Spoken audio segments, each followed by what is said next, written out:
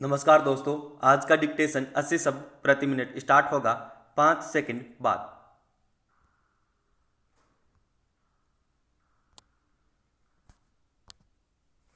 Start. महोदय, कुछ समय बाद जैसे ही समाचार पत्रों में बहुत से लोग काम करने लगे और प्रकाशन कार्य के लिए व्यवसाय यंत्रों की आवश्यकता पड़ी, इस कार्य ने उद्योग का रूप धारण किया।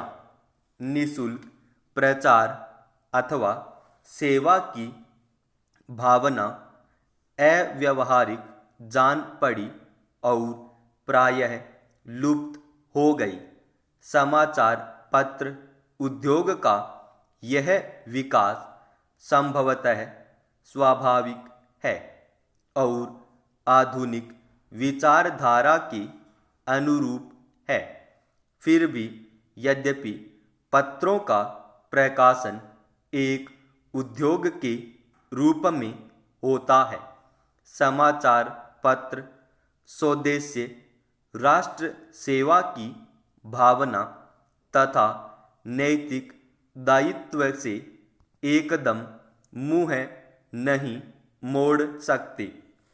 यह भी स्वीकार करना होगा कि इस उद्योग की यथोचित उन्नति के लिए यह आवश्यक है कि दूसरे उद्योगों की भांति यह भी उन सभी साधनों से संपन्न हो जो अन्य उद्योगों ने या तो प्राप्त कर लिए हैं या वे उनकी प्राप्ति के लिए प्रयत्नशील है।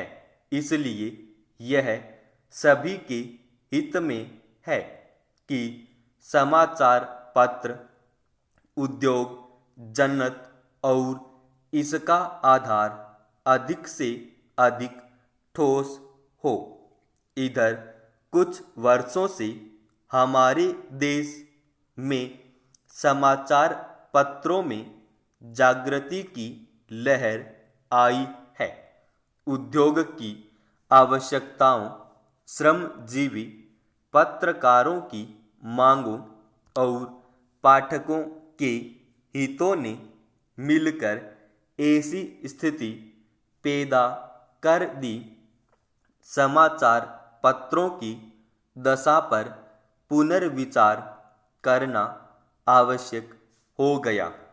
समाचार पत्र आयोग की नियुक्ति, आयोग की सिफारिशों का प्रकाशन और उन सिफारिशों पर सरकार का निर्णय, ये सभी उक्त समस्या को सुलझाने के सम्मिलित प्रयत्न हैं। मैं आशा करता हूँ कि इन प्रयत्नों द्वारा समस्या का समाधान हो सकेगा, समाचार पत्र उन्नत होंगे और इस उद्योग में कार्य करने वाले सभी लोगों को संतुष्ट किया जा सकेगा। मैं जानता हूँ कि यह सब कहना सरल दिखाई देता है, किंतु व्यवहार में लाना बहुत कठिन होता है।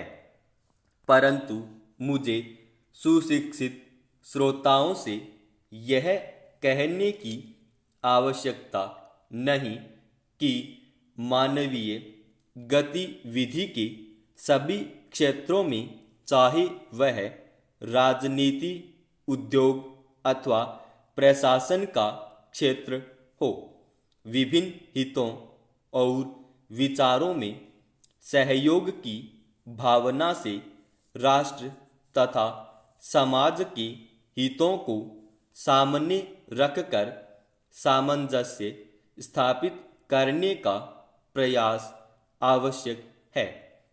यह मैं इतना निराशावादी नहीं कि मैं यह समझे कि वे लोग जिनके सुझाव बड़ी बड़ी समस्याओं को सुलझाने में सहायक होते हैं, निजी समस्याओं का निपटारा करने में असफल रहेंगे।